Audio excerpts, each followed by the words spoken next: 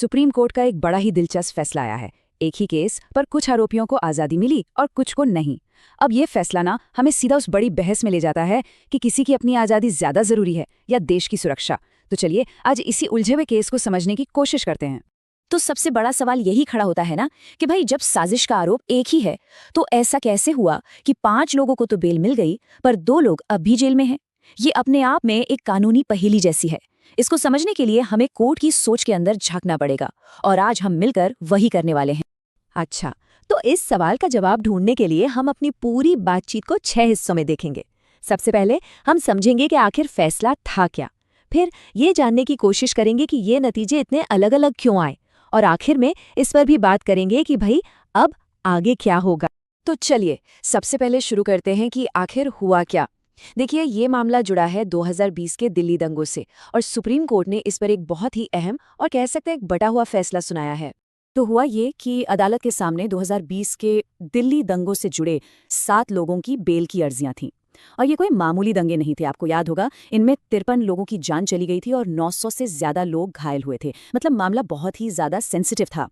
अब इस पूरे केस के सेंटर में है UAPA यानी अनलॉफुल एक्टिविटीज प्रिवेंशन एक्ट। ये एक बहुत ही सख्त एंटी टेरर कानून है। और इसकी सबसे खास बात जानते क्या है? वो ये कि इसके तहत बेल मिलना लगभग नामुमकिन हो जाता है अगर प्रोसिक्यूशन यानी सरकारी पक्ष कोर्ट को पहली नजर में ये भरोसा दिला दे कि हाँ, आरोपों में दम लग रहा है। और यहीं से ये पूरा मामला और भी पेचीदा हो जाता है। सोचिए, 7 आरोपी, एक ही केस, लेकिन 2 की किस्मत बिल्कुल अलग। सवाल उठता है कि भाई ऐसा हुआ क्यों? जो नतीजा आया वो काफी लोगों के लिए चौंकाने वाला था। उमर खालिद और शर्जील इमाम, इनकी जमानत तो खारिज हो गई, मतलब उन्हें जेल में ही रहना होगा। लेकिन बाकी के जो 5 आरोपी थे उन्हें शर्तों के साथ बेल मिल गई। तो फिर वही सवाल कि आखिर कोर्ट ने फर्क किया क्यों? अब इस क्यों का जवाब छिपा है कोर्ट के लीगल लॉजिक में।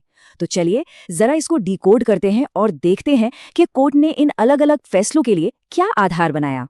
देखिए, उमर खालिद और शर्जील इमाम के मामले में कोर्ट का तर्क एकदम क्लियर था। कोर्ट ने कहा कि जो सबूत पेश किए गए हैं वो पहली नजर में ये दिखाते हैं कि ये दोनों इस पूरी कथित साजिश में एक सेंट्रल और फॉर्मेटिव रोल में थे। आसान भाषा में कहें तो प्लानिंग से लेकर उसे जमीन पर उतारने तक इनकी भूमिका अहम थी। लेकिन जब बात बाकी 5 आरोपियों की आई तो कोर्ट का नजरिया एकदम अलग था। कोर्ट ने ये माना कि उनकी भूमिका को देखते हुए उन्हें लगातार जेल में रखना जरूरी नहीं है और उन्हें जमानत देना कोर्ट के हिसाब से संवैधानिक विवेक का एक संतुलित प्रयोग था। तो यहाँ से जो सबसे बड़ी बात निकल कर आती है वो ये है कि सुप्रीम कोर्ट ने एक बहुत जरूरी सिद्धांत तय कर दिया है। वो ये कि सिर्फ एक ही केस में शामिल होने का मतलब ये नहीं कि हर किसी के साथ एक जैसा ही सलूक हो। नहीं, हर एक आरोपी की भूमिका को अलग अलग तराजू पर तौला जाएगा ताकि इंसाफ मनमाना ना लगे। चलिए अब जरा एक स्टेप पीछे लेते हैं और इसकी बड़ी पिक्चर को देखते हैं, क्योंकि ये मामला सिर्फ कुछ लोगों की जमानत का नहीं है।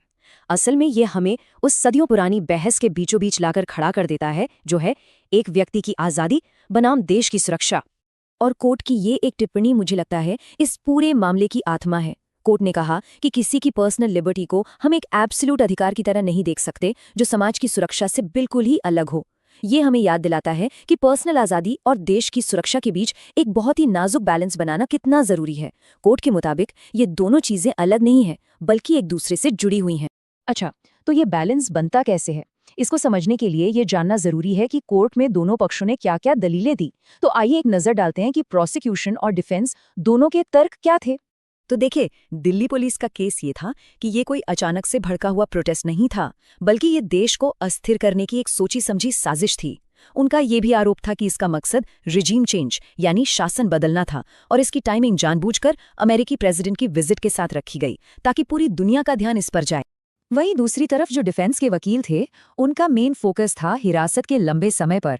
उन्होंने कोर्ट में कहा कि आरोपी 5 साल से भी ज्यादा समय से जेल में बंद हैं और दूर दूर तक ट्रायल की जल्दी शुरू होने की कोई उम्मीद भी नहीं दिख रही है। तो अब सवाल आता है कि आगे क्या? चलिए अब ये देखते हैं कि इस फैसले के बाद जिन लोगों को बेल मिली है उनके लिए क्या शर्तें रखी गई हैं और इस पूरे केस का भविष्य क्या है। जिन 5 लोगों को जमानत मिली है, ऐसा नहीं है कि वो अब पूरी तरह आज़ाद हैं।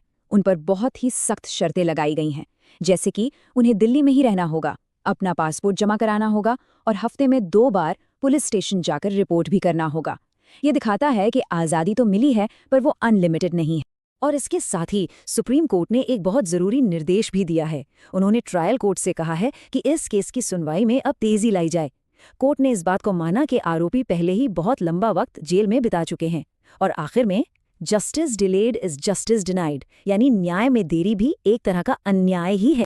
तो आखिर में ये पूरा मामला हमें एक बहुत ही बड़े और बुनियादी सवाल पर लाकर खड़ा कर देता है। सवाल ये कि कोई भी देश अपनी सुरक्षा और अपने नागरिकों की आज़ादी, इन दोनों के बीच वो सही वाला बैलेंस कैसे बनाए। देखिए, इसका कोई आसान जवाब तो है नहीं, लेकिन ये सवाल हर लोकतंत्र के लिए सबसे ज़रूरी सवालों में से एक है और इस पर सोचना हम सबके लिए बहुत ज़रूरी है।